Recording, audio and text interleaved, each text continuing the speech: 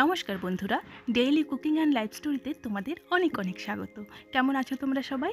আশা করি সবাই খুব ভালো আছো। দুটো ডিম আর একটা সেদ্ধ আলু দিয়ে আজকে আমি একটা দারুণ স্বাদের রেসিপি তোমাদের সাথে শেয়ার করব। যে রেসিপিটা ছোট থেকে বড় কিন্তু সবাই ইচ্ছে করলে বানিয়ে খেতে পারে, তাও আবার সময় লাগবে মাত্র 5 মিনিট এবং খেতেও কিন্তু ভীষণই টেস্টি হয়। তাহলে স্কিপ না করে পুরো ভিডিওটা দেখে নাও। আশা করি পরিবারের সকলের ভীষণই পছন্দ হবে, একবার অবশ্যই ট্রাই করো।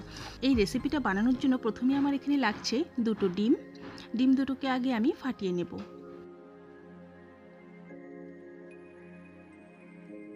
এরপর আমার লাগছে একটা সেদ্ধ আলু, একটা বড় আলুকে আমি সেদ্ধ করে নিয়েছি। এবার গ্রেটারের সাহায্যে আলুটাকে গ্রেট করে নেব। তোমরা চাইলে আলুটাকে কিন্তু হাত দিয়েও মেখে নিতে পারো, কিন্তু গ্রেট করে নিলে আলুটার ভেতরে কিন্তু কোনো রকম গুটি ভাব থাকবে না, সুন্দরভাবে আলুটা মিশে যাবে ডিমের সাথে। তাই আমি এইভাবে গ্রেট করে নিচ্ছি। তোমরা কিন্তু এইভাবে গ্রেট করে নিলেই রান্নাটা খুব টেস্টি হবে। তাহলে আমি আলুটাকে প্রথমে এইভাবে গ্রেট করে নিচ্ছি। আলুটা কিন্তু গ্রেট করে নেওয়া হয়ে গেছে। এখন এর মধ্যে আমি কিছু উপকরণ দিয়ে দেব, কিছু মশলা এর মধ্যে অ্যাড করব। প্রথমে আমি এখানে দিয়ে দেব কুচনো পেঁয়াজ। এখানে একটা মিডিয়াম সাইজের পেঁয়াজ আমি কুচি করে নিয়েছিলাম, সেই মিডিয়াম সাইজের পেঁয়াজটা আমি এখানে দিয়ে দেব।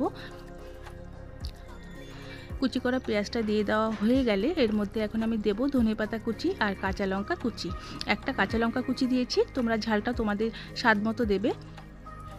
আর কিছুটা ধনেপাতা কুচি এর মধ্যে আমি দিয়ে দিলাম। দিয়ে দেব স্বাদ মতো লবণ, হাফ চামচ গোলমরিচের গুঁড়ো আর সামান্য হলুদ গুঁড়ো। সমস্তটা ভালো মতো চামচ দিয়ে মিশিয়ে নেব। আলুটা যেহেতু গ্রেট করে নেওয়া ছিল, সেই জন্য কিন্তু চামচ দিয়েই ভালো মতো মিশে যাবে, কোনো রকম অসুবিধা হবে না। চামচ দিয়ে আমি সুন্দরভাবে আলুটাকে মিশিয়ে নিচ্ছি ডিমের সাথে।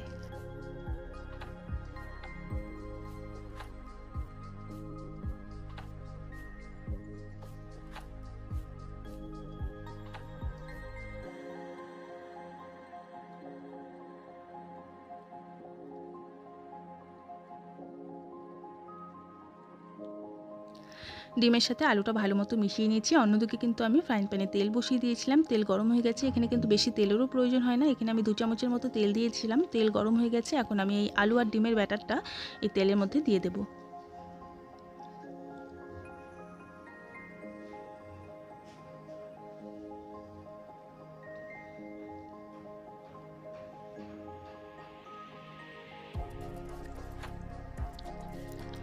চামচ দিয়ে চারপাশে এইভাবে ছড়িয়ে দিচ্ছি।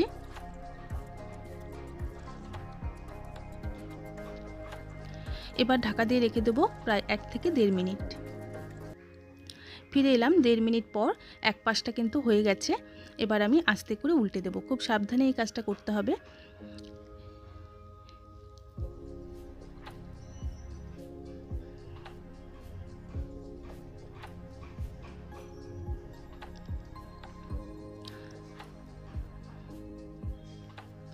এই পিঠটাও কিন্তু ঢাকা দিয়ে 1.5 মিনিটের মতো রেখে দেব। ফিরে এলাম আবারও 1.5 মিনিট পর। এপিঠ ওপিঠ কিন্তু সুন্দরভাবে হয়ে গেছে। এখন আমি গ্যাসের ফ্লেমটা অল্প বাড়িয়ে দেব। এতক্ষণ গ্যাসের ফ্লেমটা লোতে ছিল, তো এখন একটু বাড়িয়ে দিলাম একটু লাল লাল করে ভেজে নেওয়ার জন্য। এইভাবে উল্টে পাল্টে লাল লাল করে ভেজে নেব।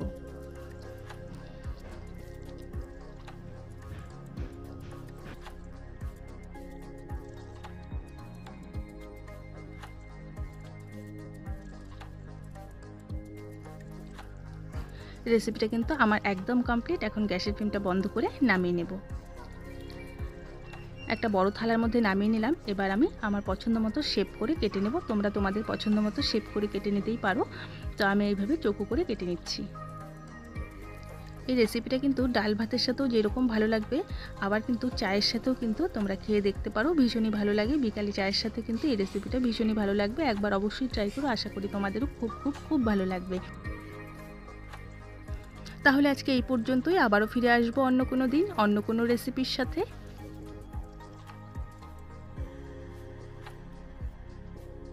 আজকের আমার এই রেসিপিটা কেমন লাগলো তোমরা কিন্তু অবশ্যই কমেন্ট করে জানাবে। ভালো লাগলে লাইক আর শেয়ার করে দিও। আর আমার বন্ধুরা এইভাবে আমার পাশে থাকার জন্য অসংখ্য ধন্যবাদ। আর নতুন যারা আমার ভিডিও দেখছো, আরও নতুন নতুন ভিডিও পাওয়ার জন্য আমার চ্যানেলটিকে সাবস্ক্রাইব করে পাশে থেকে যেও। ধন্যবাদ।